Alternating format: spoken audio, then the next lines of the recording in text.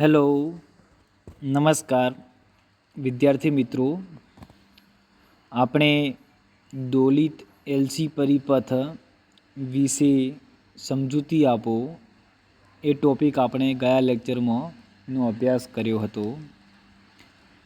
LC પરિપથની અંદર આપણે એક વિકલ સમીકરણ તારવ્યું હતું જેનું નામ છે ડી સ્ક્વેર ક્યુ અપોનમાં DT square is equal to minus omega square theta.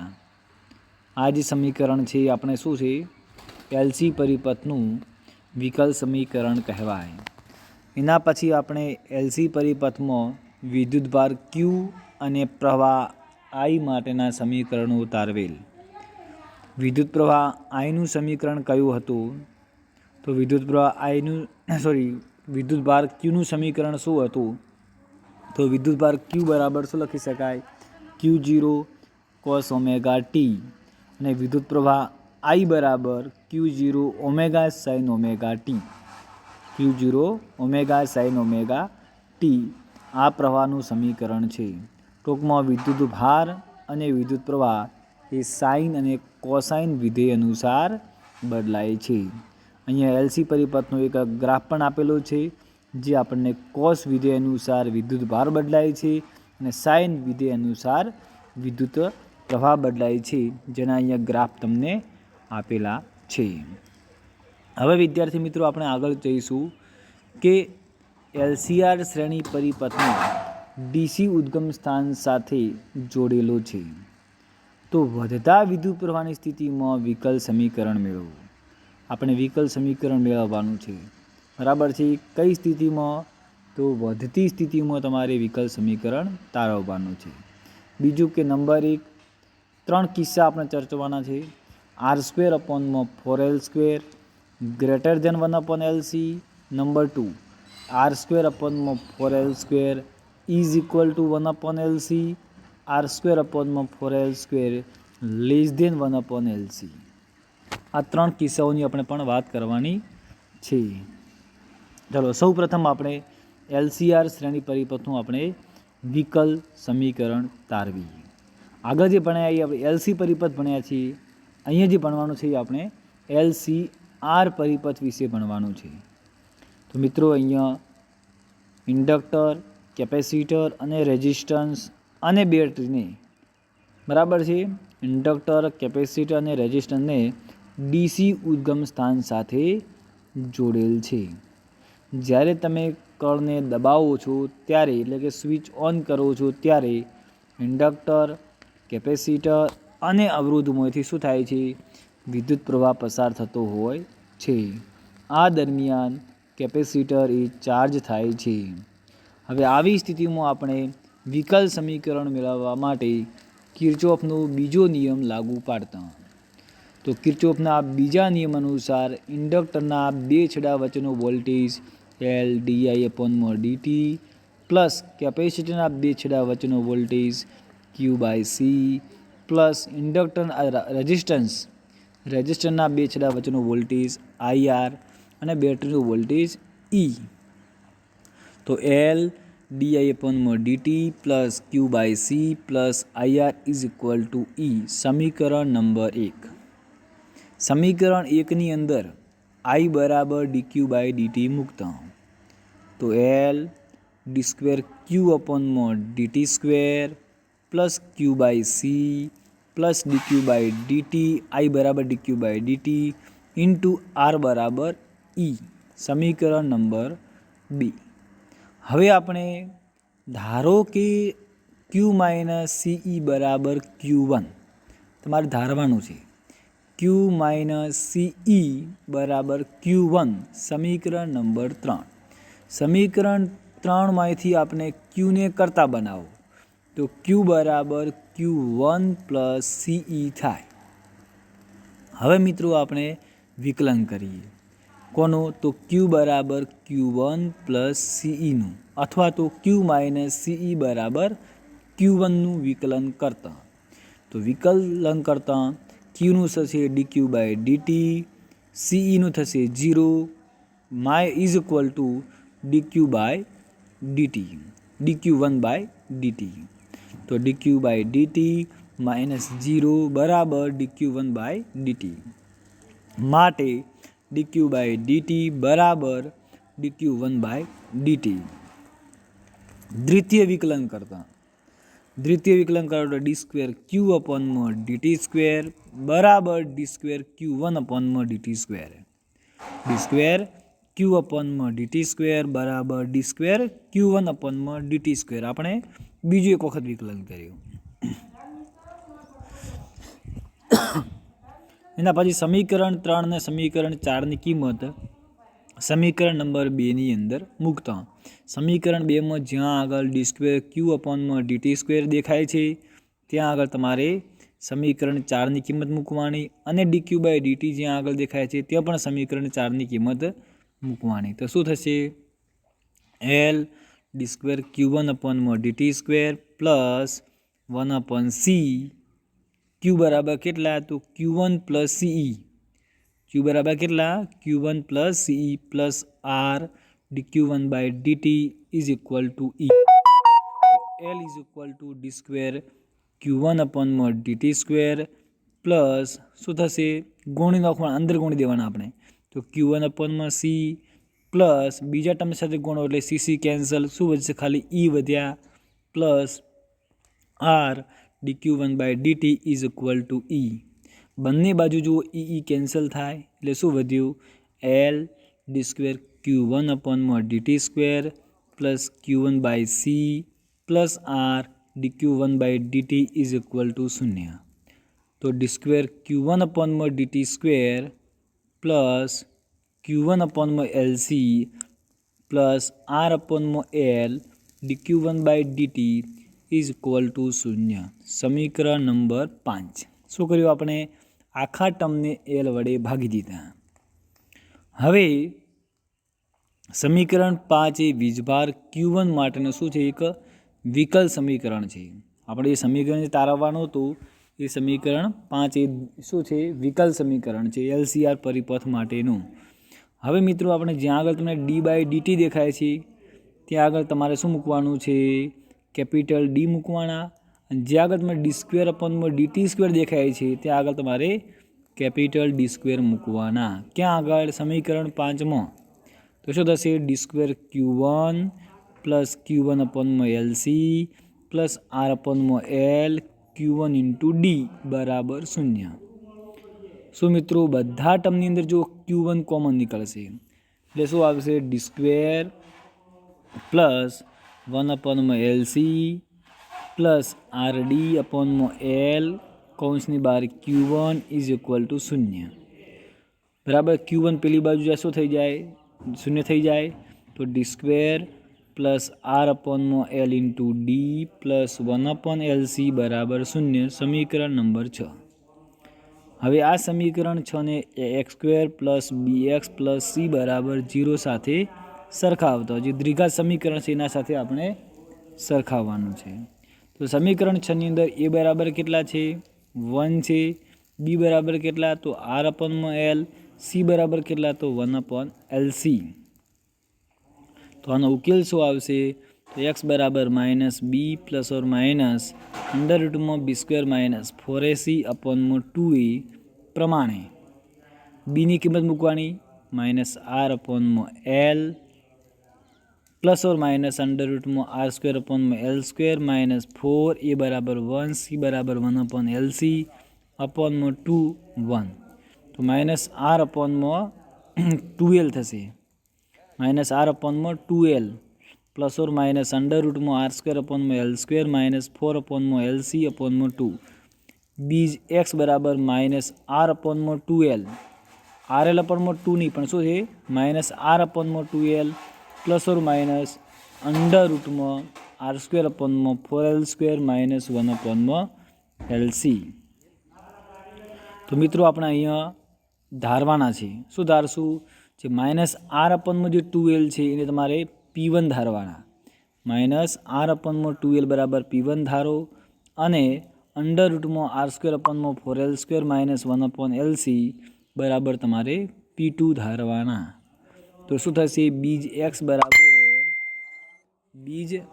બરાબર -P1 plus or minus P2 સમીકરણ નંબર 7 બીજ x બરાબર શું મળશે તમારે કિંમત ક્યાં મૂકવાની ઉપર મૂકો એટલે શું થશે -P1 plus or minus P2 સમીકરણ નંબર 7 તો આ આપણી જોડે અત્યારે હાલ જે બીજ આવ્યું છે એ x બરાબર કેટલું છે -P1 plus or minus P2 છે સમીકરણ નંબર 7 આપી દેવાનું આટલા સુધી મિત્રો તમને આવડવું જોઈએ ફરીથી આપણે એક વખત રિવાઇઝ કરાવી દઈએ છીએ તમને LCR શ્રેણી પરિપથને DC ઉદ્ગમ સ્થાન સાથે જોડેલ છે તો વધતા વીજ પ્રવાહની સ્થિતિમાં વિકલ સમીકરણ મેળવો અને એના પછી 3 કિસ્સા આપણે ચર્ચવાના છે તો સૌ પ્રથમ તમારે શું છે LCR પરિપથને તમારે DC ઉદ્ગમ સ્થાન સાથે જોડી દેવાનો છે જ્યારે તમે કળ દબાવશો એટલે વિદ્યુત પ્રવાહ પસાર થશે અને 3 જે ઘટકો છે એનું આપણે વિદ્યુત સ્થિતિમાન લઈ લેવાનું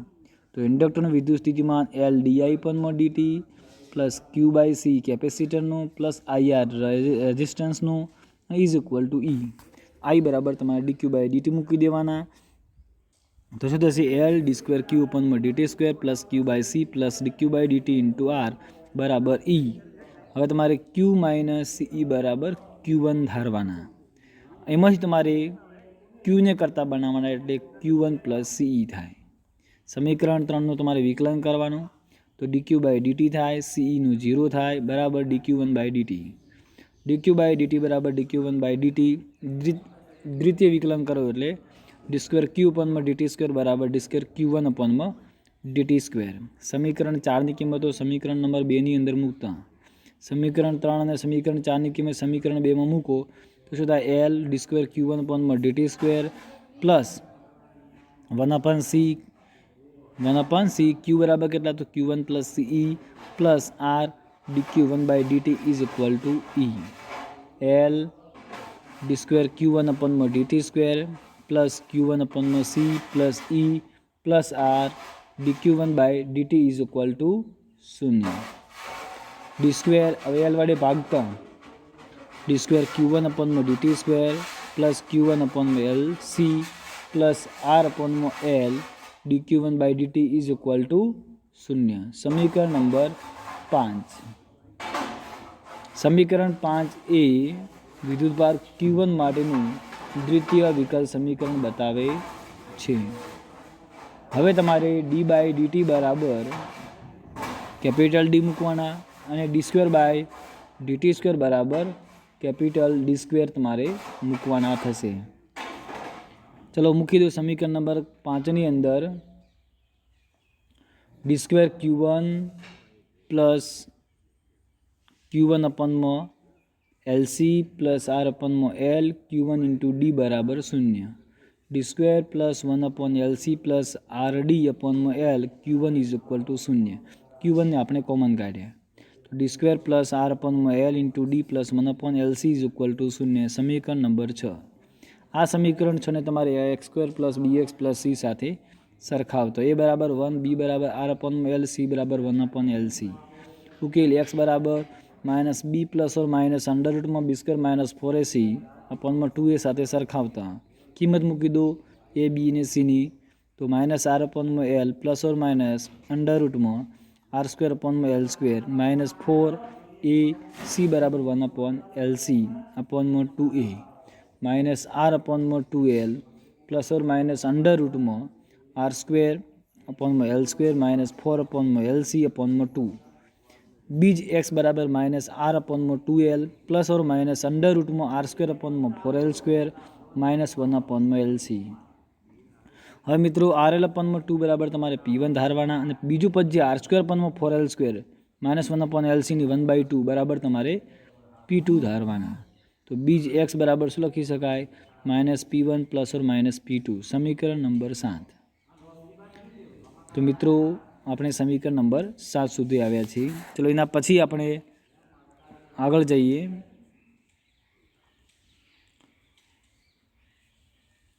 ચલો case number 1 R²/4L² greater than 1/LC હોય તો શું થાય એટલે કે P2 બરાબર અંડરરૂટમાં R²/4L² માઇનસ 1/LC ની કિંમત વાસ્તવિક મળે છે તેથી તેના બે બીજ મળે છે. કયા બે બીજ મળે? એક M1 બરાબર minus P1 plus P2, M2 બરાબર માઇનસ P1 માઇનસ P2. સમીકરણ 7 પરથી બે કિંમતો અલગ અલગ લખી છે. તો ઉપરોક્ત સમીકરણને આપણે એનો ઉકેલ છે નીચે મુજબ લખી શકાય. આ સમીકરણ તમારે યાદ રાખવાનું. Q1 બરાબર A e⁻m1t plus B e⁻m2t. સમીકરણ નંબર 10.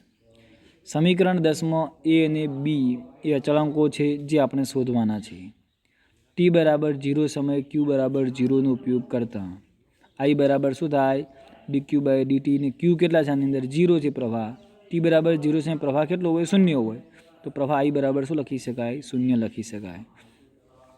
આપણને ખબર છે કે સમીકરણ 3 પરથી શું લખી શકાય છે? Q માઇનસ CE બરાબર Q1. તો Q1 બરાબર શું લખાય? Minus CE. કારણ કે Q બરાબર કેટલા? 0 એટલા માટે. તો Q1 બરાબર માઇનસ CE. સમીકરણ નંબર 11. વિકલન કરો. સમીકરણ 4 પરથી dq/dt બરાબર શું લખી શકાય? dq1/dt લખી શકાય ઇઝ ઇક્વલ ટુ 0. સમીકરણ નંબર 12. સમીકરણ 11નો ઉપયોગ સમીકરણ નંબર 10માં કરતા તો શું થશે?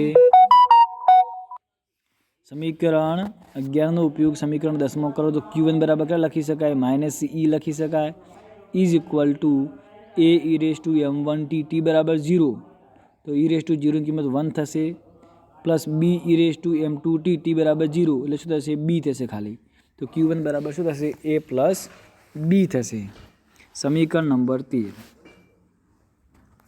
સમીકરણ નંબર 13. તો સમીકરણ 10નું તમે હવે વિકલન કરી દો. સમીકરણ 10નું વિકલન શું થશે? dq1/dt is equal two A e⁻m1t અને m1tનું m1 પ્લસ B e⁻m2t અને m2tનું m2. t બરાબર 0 સમયે સમીકરણ 12નો ઉપયોગ કરતા dq1/dt બરાબર કેટલા થશે? 0 થશે. શું થશે પછી? e⁻0 એટલે 1 થઈ જશે એટલે m1 પ્લસ bm2. તો m1a પ્લસ m2b બરાબર 0. સમીકરણ નંબર 14. સમીકરણ 13ને હવે તમારે m1 વડે ગુણવાનું અને સમીકરણ 14માંથી બાદ કરતા. સમીકરણ 13માં m1 વડે ગુણ એટલે શું થાય? m1a પ્લસ m1b બરાબર માઇનસ CE m1. હવે સમીકરણ 14માંથી બાદ કરો એટલે માઇનસ m1a પ્લસ m2b બરાબર 0. લોપની રીતનો ઉપયોગ કરતા m1a cancel, m1b minus m2b બરાબર માઇનસ CE m1. તો b બરાબર કેટલા આવશે? બીને કોમન કાઢવાના. બીને કોમન કાઢો એટલે m1 માઇનસ m2 બરાબર માઇનસ CE m1. બીને કરતા બનાવો એટલે minus CE m1 અપોનમાં m1 minus m2. b બરાબર m1 CE અપોનમાં શું થશે? m2 minus m1. માઇનસને મેં બહાર કાઢી દીધા એટલા માટે. એટલે m1 CE અપોનમાં m2 minus m1. સમીકરણ નંબર 15. હવે આ કિંમત તમારે સમીકરણ નંબર 13માં મૂકતા તો શું થશે? A પ્લસ બરાબર છે A પ્લસ B. B બરાબર કેટલા? m1 CE અપોનમાં m2 minus m1 બરાબર માઇનસ CE. તો A બરાબર એને કરતાં બનાવવાના છે. A બરાબર માઇનસ CE m1 અપોનમાં m2 માઇનસ m1. બંનેમાંથી માઇનસ CE કોમન કાઢી દેવાના.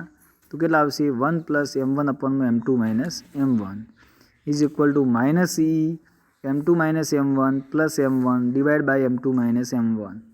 એ બરાબર માઇનસ CE શું થશે? m2 વધશે, m1 ને પ્લસ m1 ને માઇનસ m1 કેન્સલ થશે. તો m2 અપોનમાં શું થશે? m2 minus m1. સમીકરણ નંબર 16.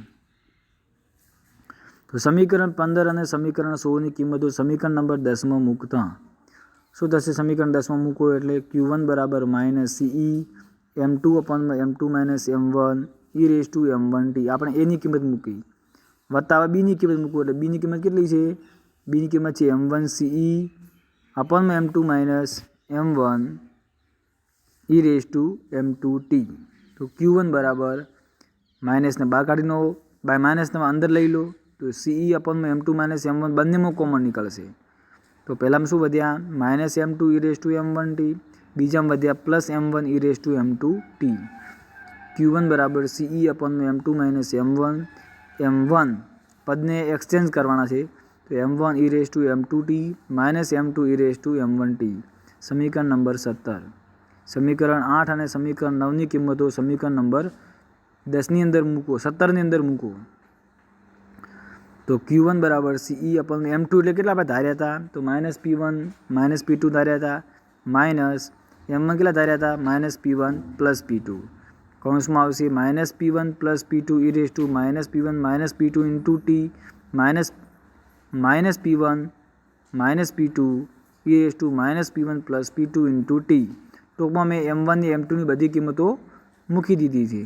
તો Q1 બરાબર શું થશે? CE/માં જો -P1 + P1 કેન્સલ થાય, બીજા ટર્મમાં જો માઇનસ માઇનસ પ્લસ થાય, એટલા માટે -P1 + P1 કેન્સલ થશે, -P2 - P2 એટલે -2P2 થશે. બરાબર છે. એના પછી આગળનું પદમાં P2 - P1 e⁻P1 + P2 × t + P1 + P2 × e⁻P2 - P1 × t. સમીકરણ 3 પરથી Q - CE બરાબર Q1. તો Q બરાબર શું થશે? તો Q બરાબર થશે Q1 + CE. હવે તમે આગળ કિંમતો મૂકો. તમારે કોની કિંમત મૂકવાની છે? તો Q બરાબર CE - CE/2P2 બરાબર છે. P2 - P1 -P1 + P2 × t + P1 + P2 × e⁻P2 - P1 × t. P1 બરાબર તમારે R/2L. P1 બરાબર R/2L. સમીકરણ નંબર 19. P2 બરાબર √R²/4L² - 1/LC. સમીકરણ નંબર 20. સમીકરણ નંબર 19 ને 20 પરથી P1 > P2 મળે છે. સમીકરણ 18 પરથી P2 - P1 e⁻P2 + P1 × t અને P1 + P2 e⁻P2 - P1 × t સમય સાથે ઘટતા જાય છે, જેનો ગ્રાફ તમને જોઈને બાજુમાં આપેલું જ છે. જ્યારે સમય ઇન્ફિનિટિવ થઈ જાય ત્યારે આપણને Q બરાબર CE મળે. કયા સમીકરણ પરથી? 18 પરથી. સમયે ઇન્ફિનિટી થાય ત્યારે e⁻∞ થઈ જાય, e⁻∞ થઈ જાય એટલે પાછળ ટર્મ આખું 0 થઈ જાય, અને પાછળનું આખું ટર્મ 0 થઈ જાય એટલે વધ્યા કેટલા? ખાલી Q બરાબર CE. બરાબર છે મિત્રો. તો આપણો આ પહેલો કેસ હતો. પહેલા કેસની વાત આપણે અહીંયા પૂરી થાય છે. બરાબર છે. ધ્યાનથી એક વખત ફરીથી જોવાનો ટ્રાય કરવાનો. બરાબર છે. જાતે ચોપડામાં લખવાનો પ્રયાસ કરવાનો. લગભગ આવડી જશે. ઓકે, ચલો વિદ્યાર્થી મિત્રો, થેન્ક યુ. બીજું લેક્ચર આપણે આ જ ચેપ્ટરનો જે બીજો કેસ છે આપણો R²/4L² = 1/LC વાળો જે કેસ છે એ આપણે બીજા લેક્ચરની અંદર આપણે ચલાવીશું. ચલો, થેન્ક યુ મિત્રો.